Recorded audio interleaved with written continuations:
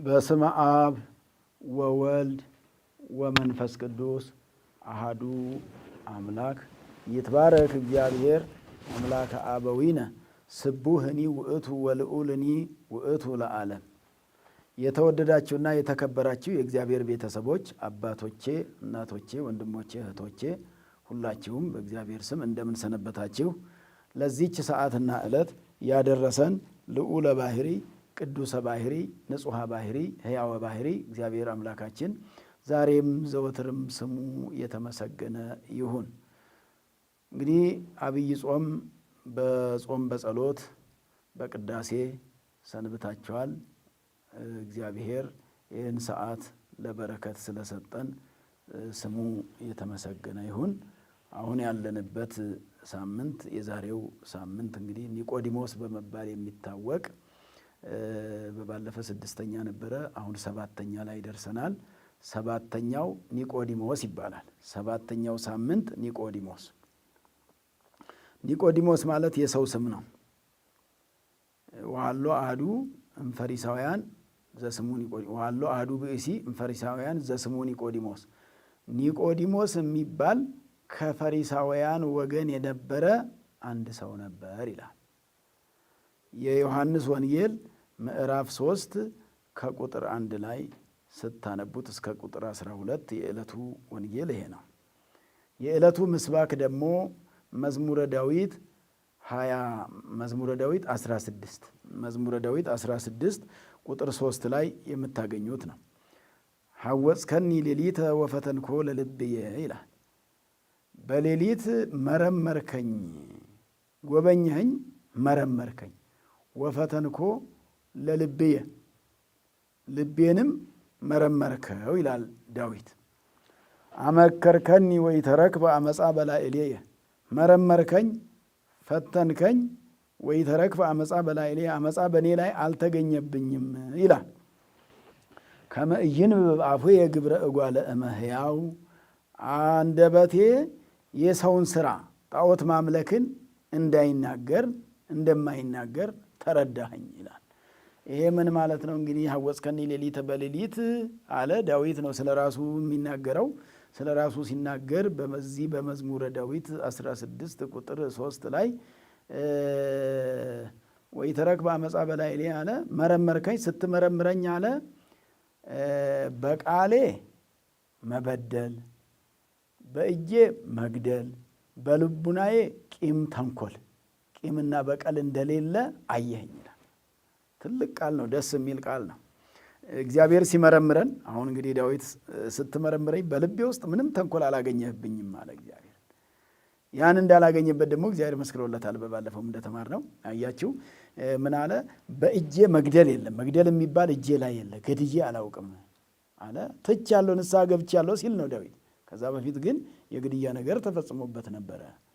ነገር ግን አሁን ንስሐ ከገባው ወደዚህ አለ። ንስሐ ከገባ ሰው ንስሐ ከገባ እኮ በፊት የሰራው ነገር አይታወስለትም። እግዚአብሔር የፊትን ቂም ይዞ የሚኖር አምላክ አይደለም። ይቅር በለን ብለን ካልንበት ጊዜ ጀምሮ ያለውን ሁሉ ይደመስሳል እግዚአብሔር። በይበልጥ ፍቅር ካለን ኃጢአታችን ሁሉ ይደመሰሳል። በፍቅር ያለ ጾም ስንጾም፣ በፍቅር ያለ ንስሐ ስንገባ፣ ሁሉን ሰው ወደን፣ ሁሉን እኩል ያለው የሌለ ሀብታም ድሃ ሳንል እኩል ወደን አማኒ አማኒ ብለን ንጹሕ ፍቅር ለሁሉ ሰው ካለን ኃጢአታችን ሁሉ ይደመሰሳል ማለት ነው። ስለዚህ በእጄ መግደል እንደሌለ ተመለከትክ፣ መርምረኸኝ ይህን አወከኝ፣ በዚህ መስመር እንደሌለው። እንደዚሁም በአንደበቴ መበደል። አንደበታችን ብዙዎቻችን ሰው ይበድላል። የምንናገረው ነገር ሰው የሚያሳዝንብን፣ ሰው እንባ እስኪያፈስ ድረስ ንግግራችን ሰውን እንባ የሚያስፈስስ፣ ሰውን የሚያስለቅስ፣ ሰውን የሚያስከፋ፣ ሰውን የሚያስቀይም ንግግር በአንደበቴ የለ ማለት ነው። እኛም በጾማችን ጊዜ ለእኛ የሚያስፈልገን ይሄ ነው ወገኖቼ። በጾም የሚሆን በየትኛውም ሰዓት ቢሆን እጃችን ከመግደል፣ አንደበታችን ይሄ ምላሳችን ከመበደል። ምላስ ትንሽ ናት አለ ያዕቆብ ሲናገር። ልክ እንደ ክብሪት እሳት ትንሽ ነች አለ። ክብሪት ላይ ያለችው እሳት በጣም ትንሽ ናት አይደለም? ያቺ ትንሿ እሳት ግን ትልቁን ጫካ ነካ ካረገች በአንድ ቀን አጋይታ ጨርሳ አቡና አመድ አርጋ ትውላለች ማለት። ምላስም ትንሽ ሆኖ እያለ ከአካላችን ውስጥ ከሰውነታችን ክፍል ውስጥ ትንሹ ምላስ ነው። ነገር ግን ይሄ ትንሹ ምላስ ስንት ሀገር ነው የሚያቃጥለው ነው። አሁንም ዛሬ ሀገር እያቃጠለ ያለው የምላስ ጉዳይ ነው፣ የንግግር ጉዳይ ነው፣ የሚነገረው ነገር ነው ብዙውን እያጣላ ያለ፣ ሰውን ከሰው እያጣላ እያከፋፋ አላፋቅር ያለ አላቀራርብ ያለ ምላስ እኮ ነው። ምላስ የሆነው ደግሞ እንደ ሚዲያ ያሉ መልካም ነገር ማስተማር የሚሳንበት አጋጣሚ ሲኖር ሚዲያውም ምላስ ነውና መልካም ሊያስተምር ይገባል። ሰዎች የሚታረቁበትን፣ ሰዎች የሚፋቀሩበትን፣ ሰዎች የሚከባበሩበትን፣ ሀገር ወደ ትውልድ ወደ ሌላ ወደሚቀጥለው ትውልድ የሚሻገርበትን የሚናገር ሚዲያ ነው የሚያስፈልገው እንጂ ሀገር የሚያቃጥል አያስፈልግምና ምን አለ? በአንደበቴ መበደል የለም ማለት በአንደበቴ አልበድልም፣ በአንደበቴ ሰው አልበድልም ብሎ ተናገረ። ከዛ ሶስተኛው ምን አለ? በልቡናዬ ደግሞ ቂምና በቀል የለም በልቤ ውስጥ አለ። በልባችሁ በቀል ያለባችሁን ሁሉ እግዚአብሔር በቀላችሁን ከልባችሁ ውስጥ ቂምና በቀል እግዚአብሔር ያውጣላችሁ። እንደውም እኮ ጾምም በቀል ጾም ካለ ምንም ዋጋ የለውም፣ ዝም ብሎ ድካም ነው። ጸሎትም ዝም ብሎ ድካም ነው። ስግደቱም ዝም ብሎ ድካም ነው የሚሆነው። በምን ከሆነ? በበቀል ከሆነ ውስጣችን ቂምና በቀል እስመ ዘያነብር ቂመ ውስተ ልቡ ይውክፍት ጸሎቱ ቅድመ እግዚአብሔር።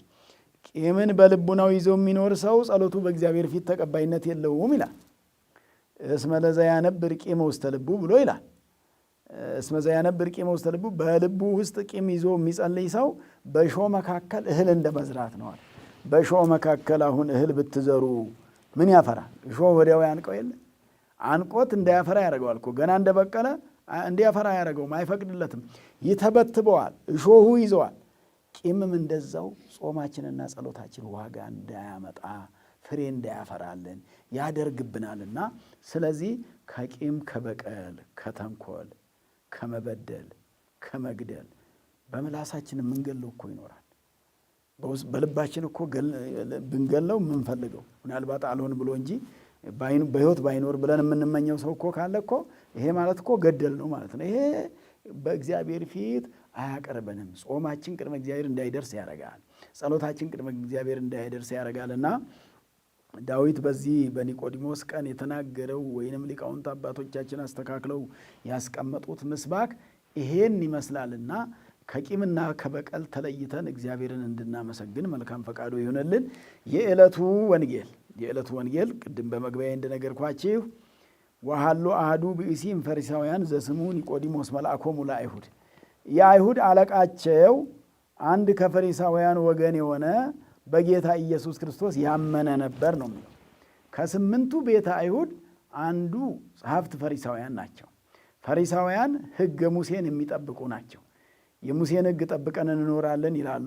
ወንጌልን ግን ይጠላሉ። የሙሴን ሕግ ብቻ ነው የሚጠብቁት፣ ሕገ ወንጌልን ግን አይቀበሉም።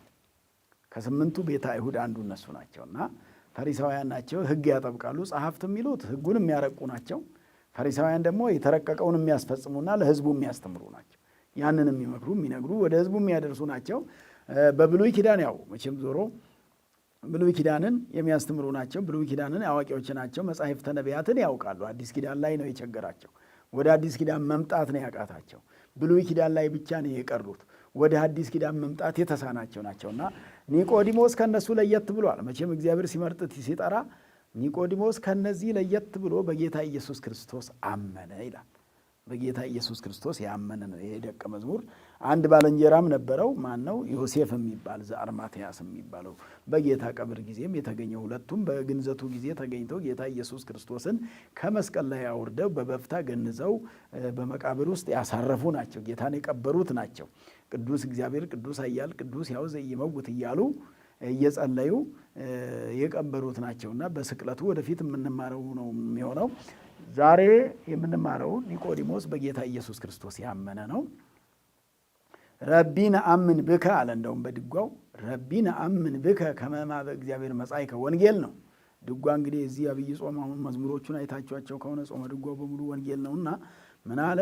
ረቢ ነአምን ብከ ከመ በእግዚአብሔር መጻእከ ከመ ትኩን መምህረ፣ መምህር ዘበአማን ትሆን ዘንድ ከእግዚአብሔር አብ አካል ዘእም አካል ተወልደህ ወደዚህ ዓለም የመጣ ከድንግል ማርያም የተወለድህ በአጭር ቁመት በጠባብ ደረት የተወሰንህ እኛን ልታስተምር የመጣ አንተ ነህ። አንተ እንደሆንክ ነአምን ብከ እናምንብሃለናል። እግዚአብሔር የተመሰገነ ይሁን። አማኝ መገኘቱ ከፈሪሳውያን ወገን ያውም የተገኘው ከማያምኑት፣ በወንጌል ከማያምኑት፣ በኢየሱስ ክርስቶስ ከማያምኑት፣ ኢየሱስ ክርስቶስን ከሚያሳድዱት መካከል በኢየሱስ ክርስቶስ የሚያምን ተገኘ። እግዚአብሔር ሲመርጥ እንዲህ ነው። የእሱ ቤተሰቦች በሙሉ ቤተ አይሁድ ኢየሱስ ክርስቶስን ያሳድዳሉ። እሱ ደግሞ አመነበት። መልአኮሙ ለአይሁድ አለቃ ነው። ደግሞ የአይሁድ አለቃቸው ነበረ፣ ሹም ነበረ፣ ስልጣን ነበረው። በትምህርትም የተሻለ ኦሪቱን የሚያውቅ ነው እንደነሱ። በትምህርት በሹመት የከበረ ነበር ይላል። ቀዲሞ ሌሊተ መጽሐ በእግዚእ ኢየሱስ፣ በሌሊት ወደ ኢየሱስ መጣ ይላል። አስቀድሞ በሌሊት ለምን አስቀድሞ አለ? ወደፊት በዕለተ ዓርብ ለግንዘተ ኢየሱስ ክርስቶስ የሚመጣ ነውና ቀድሞ ዛሬ መጣ ነው። እንደገና ቀን ከሚመጡት ቀድሞ ሌሊት መጣ። ቀን መጥተው የሚማሩ ፈሪሳውያን አሉ። ያው መቼም ለፈተናም ቢሆን ይገኛሉ። የአምስት ገበያ ሕዝብ ነበረ ተሰብስቦ ከጌታ ኢየሱስ ክርስቶስ ጋር የሚውለው። ከነሱ ከአምስቱ ገበያ ሕዝብ ቀን ከሚመጡት ቀን ከሚማሩት ቀድሞ ሌሊት መጣ ኢየሱስ። ኒቆዲሞስ ለምንድን ነው ሌሊት የመጣው? እንግዲህ መተርጓም ብዙ ሀሳብ ሰጥተዋል እዚህ ላይ። የሌሊት ልቡና ክት ነው። ሌሊት ታዋሲያንም አይንቀሳቀሱም። ስትማሩ ስታነቡ፣ ሌሊት ስታነቡና ቀን ስታነቡ እኩል አይደለም። ሌሊት ስታነቡ የተረጋጋ አይምሮ ነው ያለው፣ የተረጋጋ ልቡና ነው ያለው። የተረጋጋ አይምሮና የተረጋጋ ልቡና ስላለ ያነበባችሁት ሁሉ ጠቅላላ ወደ ውስጥ ነው የሚገባው፣ ወደ አይምሮ ነው የሚገባው፣ ወደ ልቡናችሁ ነው የሚሄደው። ቀን ከሆነ ግን ሀሳብ ይበተናል። የቀን ልቡና ይባክናል ነው፣ ይበተናል ነው። መኪና ሊጮህ ይችላል። ሰው ድምፅ ተሰሙ ትችላላችሁ። የእንስሳት ድምፅ ሊሰማ ይችላል። የአይዋፍ ድምፅ ሊሰማ ይችላል። ቀን ሁሉም ስለሚንቀሳቀስ የተከተተ ልቡና ስለማይኖር ሌሊት የተከተተ ክት ልቡና ስለሆነ በክት ልቡና ወንጌል ልማር ብሎ ነው የሄደው ኒቆዲሞስ። በክት ልቡና ወንጌል ልማር ብሎ ወደ መድኃኒታችን ወደ ኢየሱስ ክርስቶስ ሂዷል። መድኃኒታችን ኢየሱስ ክርስቶስ በክት ልቡና ወንጌልን በልቡናው እንዲያሳድርለት ነው ሄደውና እንግዲህ ሌላው ውዳሴ ከንቱ ሽተው ብለዋል መምህራን አባቶቻችን ሲያስተምሩ። ውዳሴ ከንቱ ማለት መምህር ነው። እሱ የአይሁድ መምህር ነው፣ የፈሪሳውያን መምህር ነው። እንደ ፈሪሳውያን አንዱ መምህር ነው እርሱና መምህር ነኝ እያለ የኖረ እስከ ዛሬ ለካ ሳይማር ነው መምህር ሆኖ ሲያስተምረን የነበረ እንዳይሉት፣ እንዳይነቀፍ። በእርግጥ እውነት ነው። ሰው ካየ አልተማረም ወይ ሊል ይችላል። ትምህርት ግን ለሚያውቅ ሰው ለሚያስተውር ሰው እስከ ዕለተ ሞት ትምህርት አያልቅም። ሰው ያልቃል እንጂ ትምህርት አያልቅም። ትምህርት ሰው ሁሉ የምንችለውን ትንሽ ነገር ሞክረን ነው የምናልፈው እንጂ ትምህርት ጨረሰ፣ እውቀት አጠናቀቀ የሚባል ሰው የለም። ያውም መንፈሳዊ ዓለማዊም ቢሆን የሚጠናቀው ማወቅ የሚባለው ነገር ባወቁ ቁጥር እየጨመረ የሚሄድ ነገር እንጂ የሚያበቃ ነገር አይደለም። እውቀት እየጨመረ ባወቁት ቁጥር ወደ እግዚአብሔር እኮ በቀረብነው ቁጥር እኮ ባወቅነው ቁጥር መንፈሳዊ እውቀት ማለት ወደ እግዚአብሔር በቀረብን ባወቅነው ቁጥር ደግሞ እግዚአብሔር እየረቀቀብን ርቀቱን እያወቅን የማይዳሰስ የማይጨበጥ መሆኑን እያወቅን እያመን ነው በቸርነቱ እየተደሰትን ጣዕሙ ወታይምሩ እግዚአብሔር ቸር እንደሆነ እየቀመስን ባወቅነው ቁጥር እየተደሰትንበት በእንባ እየተጠመቅን የእግዚአብሔር እየሆንን ዓለምን እየናቅን የምንገኝ ነው የሚሆነውና መንፈሳዊ እውቀት የበለጠ እያሳደገ ጌታ ኢየሱስ ክርስቶስም ሲያስተምር ወንጌል እኮ እንዲህ ነው።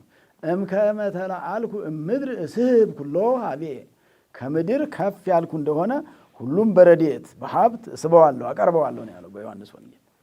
ከፍ ባልኩ ቁጥር፣ ምክንያቱም ወደ እሱ በሄድን ቁጥር አስተሳሰባችን ከፍ እያለ እውቀታችን እየዳበረ ይሄዳል ማለት ነው። ዝም ብለን እዚሁ ምድር ላይ ምንድር መሰመስ ከሆነ ግን ወደ እግዚአብሔር መቅረብ የዓለሙ ነገር ብቻ ሲያጣላንና ሲያባላን መኖር ይሆናል። ወደ እግዚአብሔር ያለውን ነገር ሳናስብ እንቀራለንና ስለዚህ ሌሊት ይመጣ የነበረው አንዱ ውዳሴ ከንቱ ሽቶ ነው ተብሏል። ምክንያቱም መምህር ነውና መምህር ሆኖ እኛን ያስተማረን ታዲያ እዛ ጋር ሄዶ የሚማር በሌላ መልኩም ለስልጣኑም ደግሞ ተጨንቆ ነው። እንግዲህ መቼም የዚህ ምድር ስልጣንም ያስጨንቃል።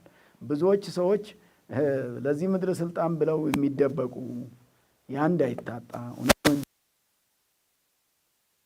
ህይወት ግን አይደለም፣ የመጨረሻ ህይወት ግን አይደለም። በምድር ላይ ያለ ስልጣን የመጨረሻ ህይወት ማለት አይደለም፣ ጊዜያዊ ነገር ነው፣ ዘላለማዊ ነገር አይደለምና ጊዜያዊ ሕይወት ስለሆነ ከዚህ ከጊዜያዊ ሕይወት ይልቅ ዘላለማዊ ሕይወት ይበልጥብኛል ነው። ኒቆዲሞስ ግን እግዚአብሔር ባወቀው እሱም በጠነቀቀው በተረዳው እንደምንም ብሎ ወንጌልን አውቆ የእግዚአብሔር መሆን ስለሚፈልግ ነው። እሱ በጥቅሉ ማለት ነው። የተለያዩ ሀሳቦችም እዚህ ላይ ቢሰጡም ቅሉ በጥቅሉ ግን እሱ የእግዚአብሔር መሆን ፈልጓል። ይሄ በኦሪታዊነት ብቻ መኖር ለድነት እንደማያበቃው አውቆታል። ድነቱ የት ጋር እንዳለ ኢየሱስ ጋር ድነት እንዳለ አውቋል።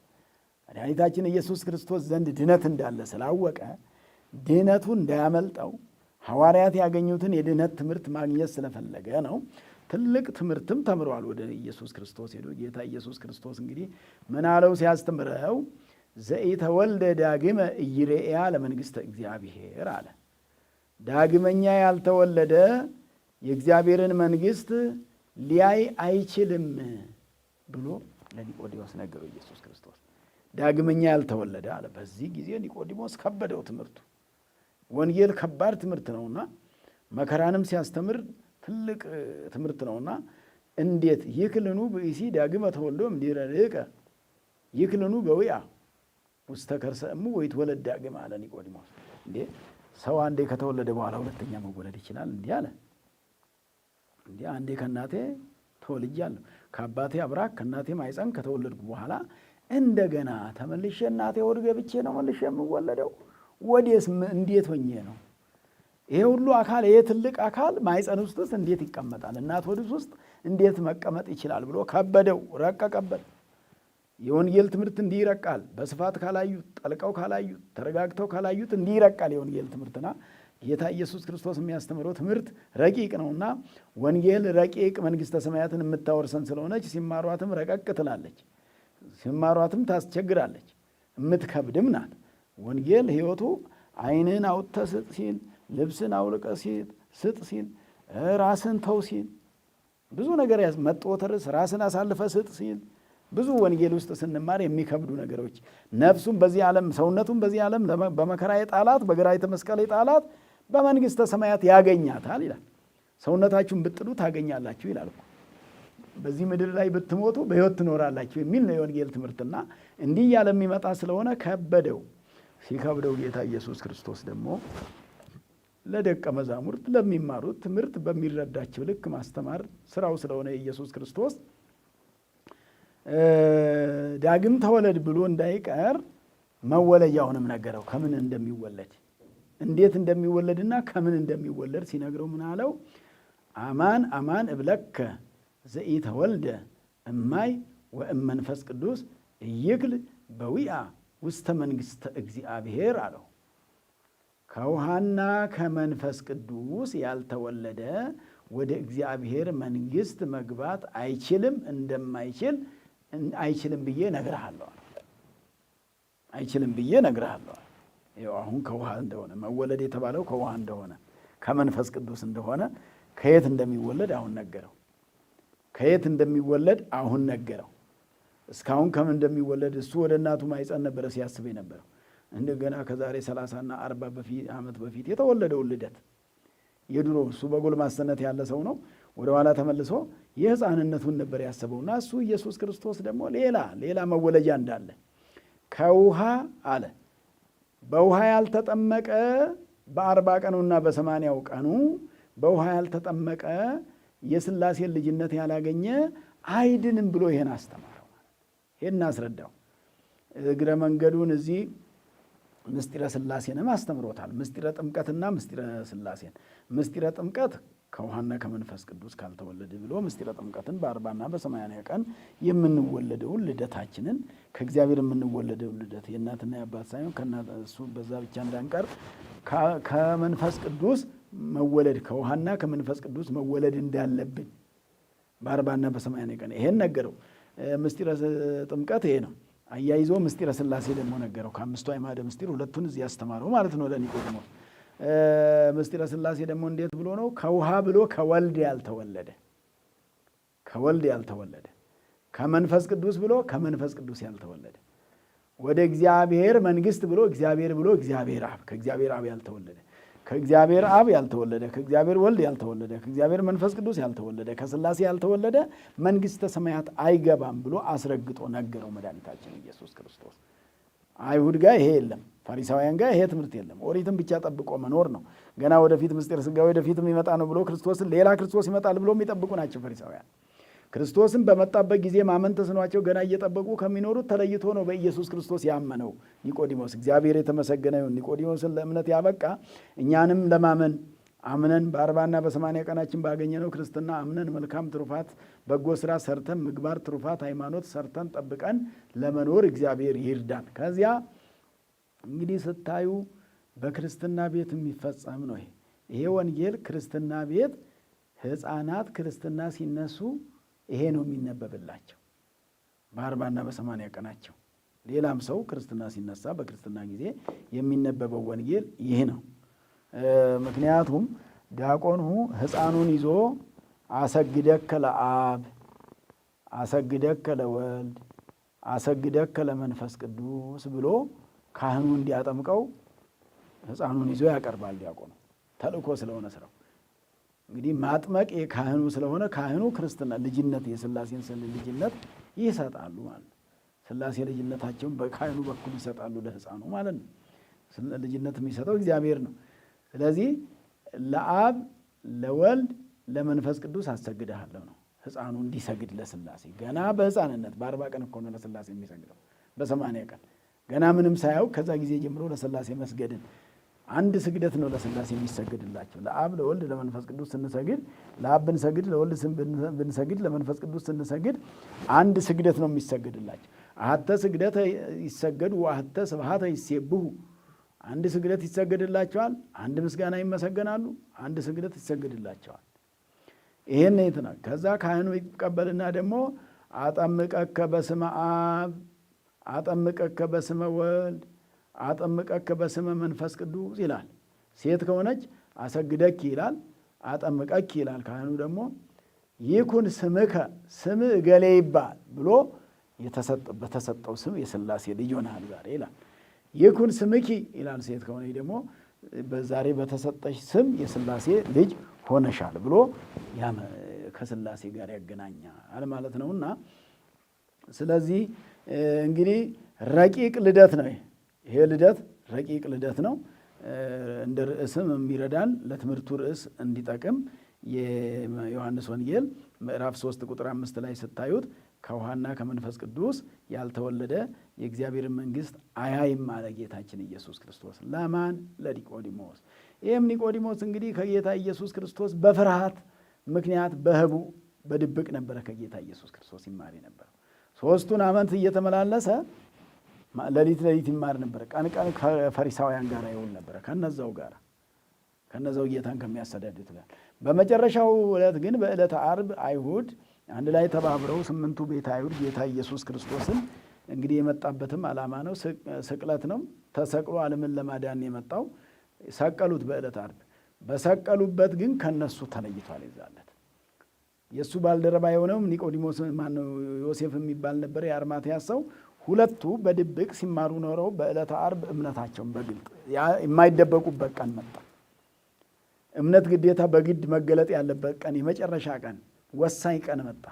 በፊት በድብቅ ቢማሩም ቀላል ቀኖች ነበሩ። የከበደ ቀን፣ የመጨረሻ ቀን፣ ፀሐይ የጨለመበት፣ ጨረቃ ደም የሆነበት፣ ከዋክብት የረገፉበት፣ መጋረጃ ከሁለት የተቀደደበት፣ መቃብራት የተከፈቱበት፣ ሙታን የተነሱበት፣ ድንጋዮች የተፈተቱበት፣ 7ቱ ተአምራት የተደረጉበት ዕለት ሲደርስ በዕለተ ዓርብ ኒቆዲሞስና ዮሴፍና ኒቆዲሞስ የተሰቀለውን ኢየሱስ ክርስቶስን ከመስቀሉ ላይ ሊያወርዱ ስጋውን ሊያወርዱ ወደ ጲላጦስ ሄዱ ይላል። በግልጽ በፊት ለፊት ከአይሁድ ተለዩ ይዛል። ከዛ ቀን ጀምሮ ያ 3 ዓመት የተማሩትን ትምህርት ስራ ላይ አውለዋልና አይሁድም ከዛ ጊዜ ጀምሮ ሊገሏቸው ይፈልጉ ነበር ነው የሚለው ተአምረ ኢየሱስ ላይ ተመዝግቦ የምናገኘው ማለት ነው። ዮሴፍና ኒቆዲሞስ ወደ ጲላጦስ ሂደው ወሰአለ ዮሴፍ ስጋሁ ለኢየሱስ አብረው ሆነው የኢየሱስ ክርስቶስ ስጋውን ከጲላጦስ ዘንድ፣ ምክንያቱም ያስፈራል። ንጉሥ የገደለውን ዘመን የወደደውን ያንን ንጉሥ የገደለ ያሰቀለውን በንጉሥ ትእዛዝ የተሰቀለውን ይውረድ እናውርደው ብሎ ማለት ፊት ለፊት መቅረብ ይዛለት ራስን ለሰይፍ እንደመቅረብ ነው፣ ራስንም ለስቅለት እንደማቅረብ ነውና በዛ ጊዜ ጲላጦስን ፈቀደላቸው። ከዛ ከመቃብር ላይ አወረዱት። ከመቃብር ላይ አውርደው በበፍታ ገነዙት። ጌታ ኢየሱስ ክርስቶስን በዕለተ ዓርብ ቅድስት ሥጋው ቅድስት ነፍሱ ከቅዱስ ሥጋው በተለየች ጊዜ የገነዙት ዮሴፍና ኒቆዲሞስ ናቸው። ሲገንዙት ዝም ብለው እየገነዙት ነበረ። ከዚያ ጌታ ኢየሱስ ክርስቶስ ወአንበስበሰ አዕይንቲሁ ዓይኖቹን አገለባበጠና እናንተ ዮሴፍና ኒቆዲሞስ ሆይ እንደ ተራ ሰው እንደ ሩቅ ብእሲ እንዴት ዝም ብላችሁ ትገንዙናኛላችሁ? ቅዱስ እግዚአብሔር ቅዱስ ኃያል ቅዱስ ሕያው ዘኢይመውት ሕያው የማይሞት ኃያል የማይሞት ሕይወት የባህሪ ገንዘቡ የሆነ የማይሞት ብላችሁ ገንዙኝ አላቸው። በዚህ ጊዜ እነሱም ቅዱስ እግዚአብሔር ቅዱስ ኃያል ቅዱስ ሕያው ዘኢይመውት ዘተወልደ እማርያም ቅድስት ድንግል ዘተሰቅለ ማነው ዘተጠምቀ በዮርዳኖስ ወተሰቅል ዲበ ዕፀ መስቀል ብለው ዘተንሥአ እሙታን አመ ሣልስት ዕለት ብለው ይሄንን የኪዳን መግቢያ አድርገን ዛሬ በቤተ ክርስቲያን ለጸሎት የምንጠቀምበትን ዮሴፍና ኒቆዲሞስ ናቸው የደረሱት። እንዲሁም መላእክትም ተናግረውታል የሚል ትርጓሜ ያለን ዮሴፍና ኒቆዲሞስ ይሄን እያሉ ነው ጌታ ኢየሱስ ክርስቶስን የገነዙት። ከዛም ወደ መቃብር አወረዱት። በዚህ ምክንያት አንትሙ ዮሴፍ ወኒቆዲሞስ፣ እናንተ ዮሴፍና ኒቆዲሞስ ሆይ አነብረክሙ ዲበ መንበረ ሶፎር፣ ሶፎር የሚባል መንበር ላይ በክብር አኖራችኋለሁ፣ መንግሥተ ሰማያት ትገባላችሁ፣ እኔን በክብር ገንዛችሁኛልና ብሎ ጌታ ኢየሱስ ክርስቶስም ዓይኑን አገለባብጦ አናግሯቸው ነው ተመልሶ የተኛው ነው የሚለው ዮሴፍና ኒቆዲሞስን። ለዚህ የታደለ ሰው ነው ኒቆዲሞስ። ለዚህ የታደለ እንዲህ አይነት ክብር የተሰጠው የዘላለም ሕይወትን የወረሰ ነውና ምስጢረ ጥምቀትን የተማረ ነው። ስለዚህ ዛሬ እንግዲህ ምስጢረ ጥምቀት የተፈጸመልን ነን ብዙዎቻችን ማለት ነው። እንግዲህ መቼም ኦርቶዶክሳውያን ሆነን ምስጢረ ጥምቀት ያልተፈጸመልን የለን። ዓለም ምስጢረ ጥምቀት የተፈጸመልን ማለት የሥላሴ ልጅነት የተሰጠን ስለ ልጅነት አሰጣጥ የተማረ ነው ኒቆዲሞስ ማለት። ስለ ልጅነት አሰጣጥ እንግዲህ ነፋስ ሲነፍስ ወዴት እንደሚነፍስ አታውቅም፣ ቃሉን ብቻ ትሰማለህ ተብሎ ተነግሮታል። ለእኛም ልጅነት የሥላሴ ልጅነት ሲሰጠን አይታይም ነው። ከእናትና ከአባታችን የተወለድነው ልደት የሚታይ ልደት ነው። ከሥላሴ የምንወለደው ልደት ደግሞ የማይታይ ረቂቅ ልደት ነው።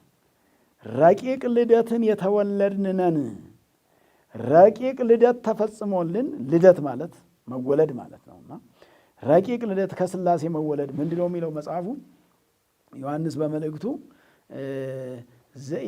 ዘተወልደ እምእግዚአብሔር ኢይገብሮ ለኃጢአት፣ ከእግዚአብሔር የተሰራ ከእግዚአብሔር የተወለደ ኃጢአትን አይሰራም ይላል ቅዱስ ዮሐንስ።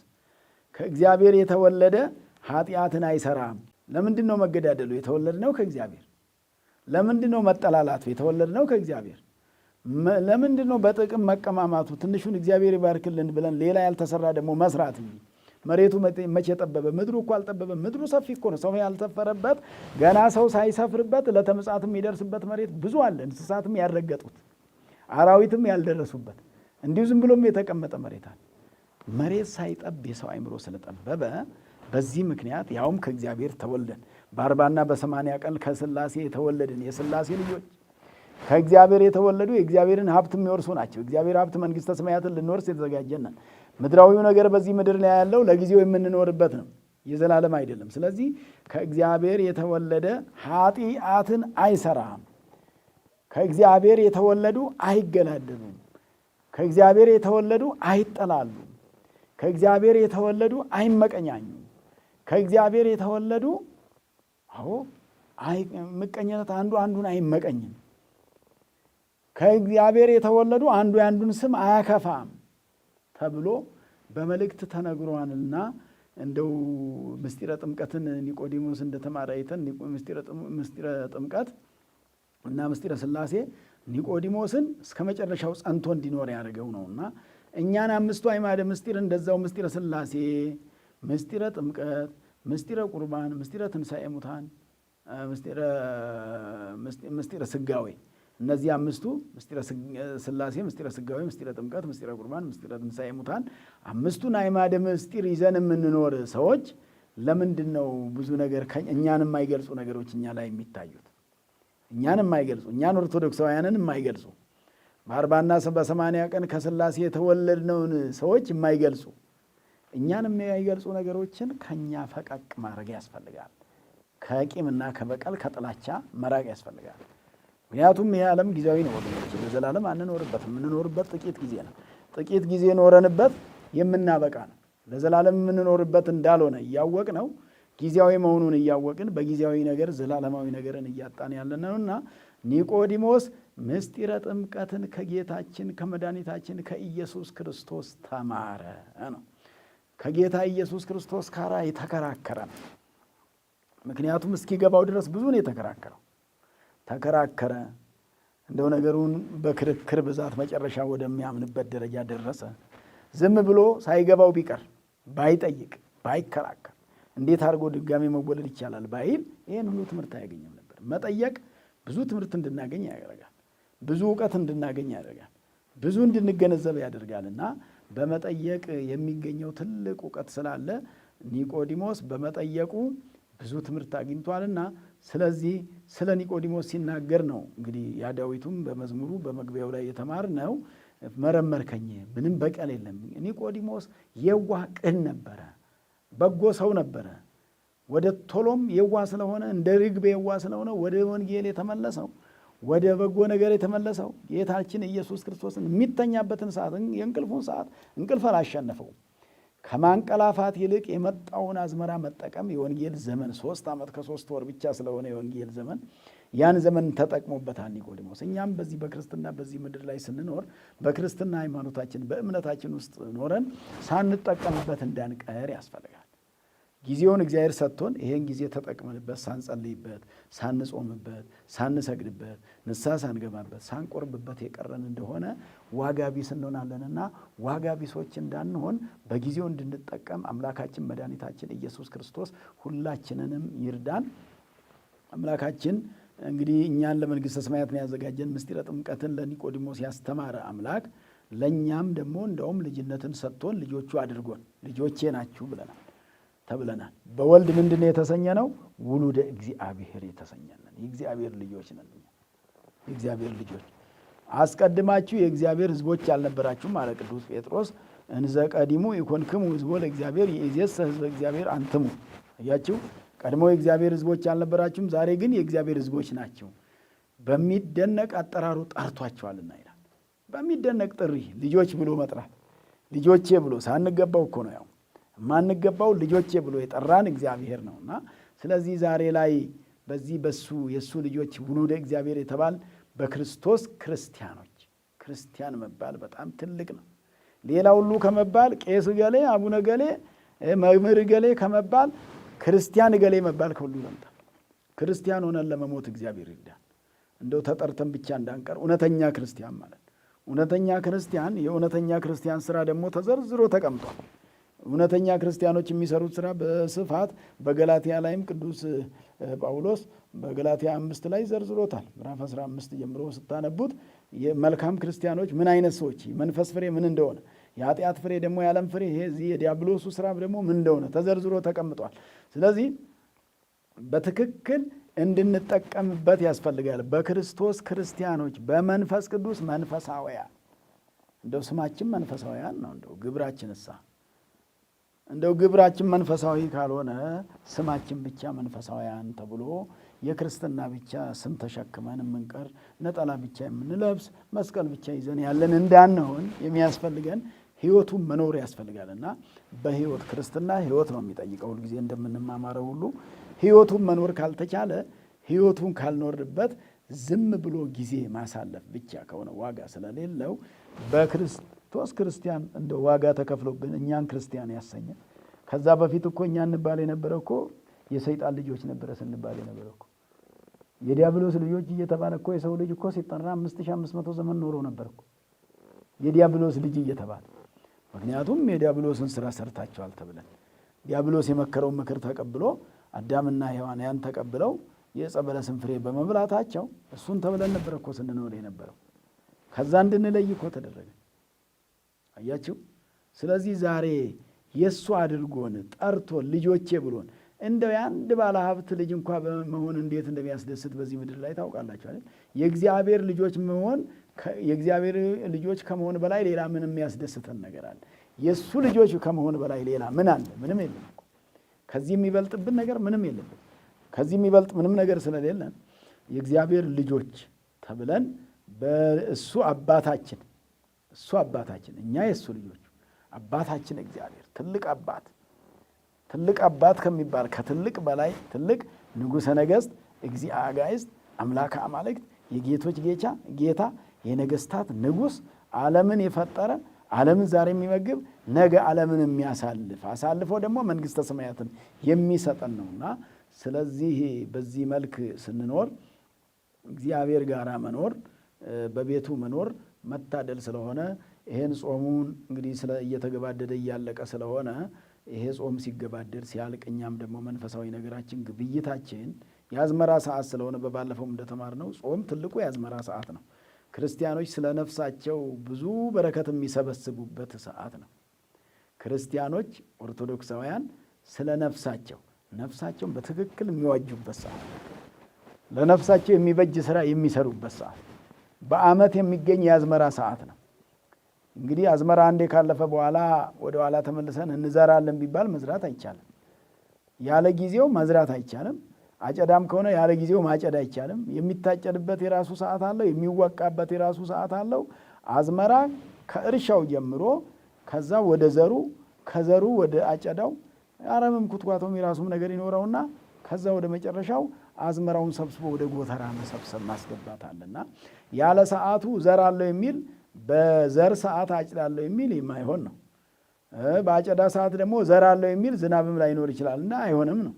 ስለዚህ አሁንም ይሄ ጾም ትልቁ አዝመራ ስለሆነ ይሄ እንደው አብይ ጾም ማለት ሁዳዴ ጾም ነው እኮ የሚባለው። እንደውም ሁዳድ ማለት እርሻም ማለት ስለሆነ ሁዳድ ማለት እርሻ፣ ሰፊ እርሻ፣ የባለጸጋ እርሻ፣ ብዙዎች የሚጠቀሙበት እርሻ፣ በጣም ብዙ ጥማር ተጠምዶ የሚውልበት እርሻ ማለት ነውና ሁዳድ ስለሆነ ሁዳዴ ነው የሚባለውና ይሄን ሁዳድ ሳንሰበስበው ሳናዘምርበት አዝመራውን በትክክል ሳንጠቀምበት በወቅቱ ሳንሰበስብ ወቅቱ ያለፈበት ስራ እንዳንሰራ ይሄ ወቅቱ አሁን በዚህ ሰዓት መጾምና መጸለይ ንስሐ ገብቶ በኋላ ደግሞ ስጋውን ደሙን መቀበል የሚገባ ሰዓት ስለሆነ ይሄን የሚገባ ሰዓት ባርኮ ቀድሶ ሰዓቱን ሰጥቶን ተጠቀሙበት፣ ጽደቁበት ብሎ የሰጠን እግዚአብሔር የተመሰገነ ይሁን።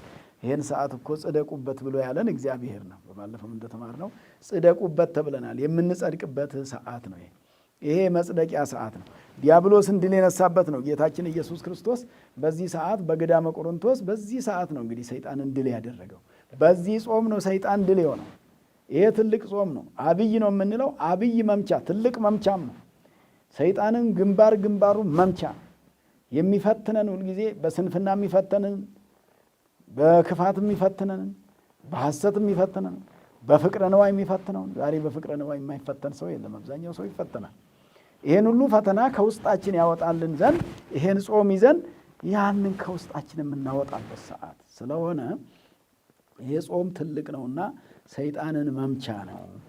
ሰይጣንን መተንበት፣ ሰይጣንን ድል አድርገንበት፣ ሰይጣን ተሸንፎበት፣ ሰይጣን ድል ሆኖበት እኛ ክብር አግኝተንበት የምንኖርበት ጾም ስለሆነ ለዚህ ዕለት አሁን 7ኛው ሳምንት ስለሆነ ለሰባተኛው ሳምንት ለኒቆዲሞስ ሳምንት ያደረሰን አምላካችን ስሙ የተመሰገነ ይሁን። አይታችኋል እንግዲህ በየሳምንቱ ስንማረው እሁድ ነው የሚጀምረው። ይሄ የአብይ ጾም ትምህርት እሁድ ይጀምርና እሁድ 1፣ ሰኞ 2፣ ማክሰኞ 3፣ ሮብ 4፣ ሐሙስ 5፣ ዓርብ 6፣ ቅዳሜ 7 ይልና ደግሞ መልሶ እሁድ 1 እያለ እየጀመረ በዚህ መልክ ነው እንግዲህ ስንማረው የከረምነውና አሁንም በዕለተ እሁድ ኒቆዲሞስ ብለን ጀምረን ዋዜማው ቅዳሜ ማታ ጊዜ ለሰንበቱ እሁድ ይሆናል። የዛኛው ሲያልቅ ወደ እሁድ መግቢያው ቅዳሜ ከሰዓት ዋዜማ ይቆማል። በጾመ ድጓው አለ፣ የጾመ ድጓ ዋዜማ አለ። እነሱ እየተባሉ ቀናቱ ሁሉ የበረከት ቀናት፣ 7ቱ ሁሉ ቀናት ፍጹም ቀናት እግዚአብሔር የሚመሰገንባቸውና እግዚአብሔር በቅዳሴ የሚመለክባቸው ቀናት ስለሆኑ ለነዚህ ቀናት ያደረሰን አምላካችን ፈጣሪያችንን እያመሰገንን መልካም ስራ እየሰራን የምንኖርበት ሰዓት ስለሆነ እንግዲህ ለዚህ ቀን ያደረሰን እግዚአብሔር የተመሰገነ ይሁን እያልኩኝ ይህን ንጉሥ ሚዲያ እኛ ወንጌል የምናስተምርበት ስለ ጾም የምናስተምርበት ብዙ መንፈሳዊ ትምህርቶች እየተከናወኑበት ያለ ሚዲያ ስለሆነ እናንተም እየተከታተላችሁት ናችሁ ያላችሁ ሰማዕያን ወይንም ደግሞ ተከታታዮች ይህን ተከታታይ ትምህርት እየተማራችሁ ያላችሁ ሁሉ ለሌሎችም ደግሞ ሼር በማድረግ ሌሎችም እንዲማሩበት ሌሎችም እንዲያውቁበት ለሌላውም እያዳረሳችሁ ምክንያቱም ወንጌል የሁላችንም ስለሆነ ወንጌል የሁሉም ሰው ነው። ወንጌል የሁሉም ኦርቶዶክሳውያን ነው። የካህናትም የምእመናንም የሁሉም ኦርቶዶክሳውያን የሆኑ ወንጌል የሁሉም ነውና ወንጌል የሁላችን ገንዘብ ስለሆነ የሁላችን ሀብት ስለሆነ የሁላችን መክሊት ስለሆነ ሁላችን ከእግዚአብሔር ጋር የምንገናኝበት ስለሆነ እግዚአብሔርን የምናዳምጥበት ስለሆነ እግዚአብሔርን መስሚያ ስለሆነ ሌላውም በዚህ እንዲጠቀም ማድረጉ መልካም ስለሆነ እኛ ዓላማው ሰው ወንጌል እንዲማር ብቻ ስለሆነ ዓላማችን ይሄ ነውና ይህንን ለሌላውም እንድታዳርሱበት ወይንም ደግሞ ለሌላው እንድታዳርሱ መልእክቴን እያስተላለፍኩኝ ወደ እናንተ ይደርስ ደግሞ ዘንድ የቤተክርስቲያን ልጆች ዲያቆናት ይሄንን ጊዜያቸውን መስዋዕት በማድረግ ይሄንን እዚህ በመቅረጽ ስቱዲዮ ተገኝተው ቀርጸው ከዛ ደግሞ ኤዲት እያደረጉ እያስተካከሉ ወደ እናንተ ተስተካክሎ እንዲደርስ በማድረግ ትልቅ አገልግሎት እያገለገሉ ልጆቻችን አሉና ስለነሱም አንደኛ እግዚአብሔርን እንድታመሰግኑ በበለጠ ደግሞ ስለነሱ በጾማችሁ በጸሎታችሁ እግዚአብሔርን እንድታስቡ በሙያቸው እያገለገሉን ያሉትን እግዚአብሔር ይጠብቅልን እንድትሏቸው ይህንንም ለማሳሰብ ነው። አነሳስቶ ላስጀመረን አስጀምሮ ላስፈጸመን ለእግዚአብሔር አምላካችን ክብር ምስጋና ይግባው። ወስብሐት ለእግዚአብሔር። ይቆየን።